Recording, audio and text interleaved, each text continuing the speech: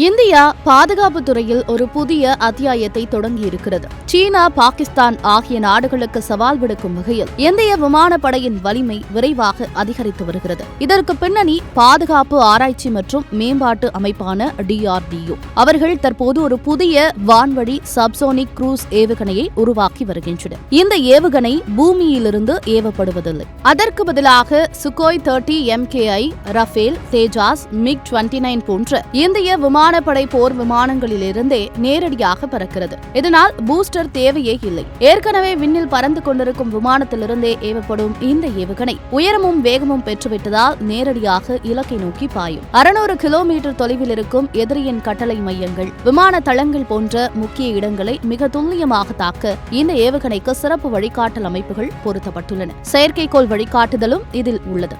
இந்த ஏவுகணைக்கு இந்தியாவில் தயாரிக்கப்பட்ட மானிக் டர்போ ஃபேன் இயந்திரம் பயன்படுத்தப்படும். இது நம்மாலேயே உருவாக்கப்பட்ட என்ஜின் என்பதால் இந்தியாவுக்கு ஒரு பெரிய சாதனை. பிரம்மோஸ் என்ஜி ஏவுகணையுடன் ஒப்பிட்டால் இது மெதுவாக பறக்கும், ஆனால் நீண்ட தூரத்திற்கு செல்லக்கூடியது. மேலும் குறைந்த விலை கொண்டதாலேயே இந்திய விமானப்படை இதை அதிக எண்ணிக்கையில் பயன்படுத்த முடியும். 2025ஆம் ஆண்டு இறுதிக்குள் இந்த ஏவுகணையின் முதல் சோதனை நடைபெறும் என எதிர்பார்க்கப்படுகிறது. இது இயக்கத்தில் வந்துவிட்டால் இந்தியாவின் வான்வழி தாக்குதலுக்கு ஒரு புதிய வலிமையான ஆயுதம் கிடைக்கும். இதுபோன்ற புதுமைகள்தான் இந்தியாவின் பாதுகாப்பை உலக அளவில் ஒரு புதிய உயரத்திற்கு கொண்டு செல்லும்.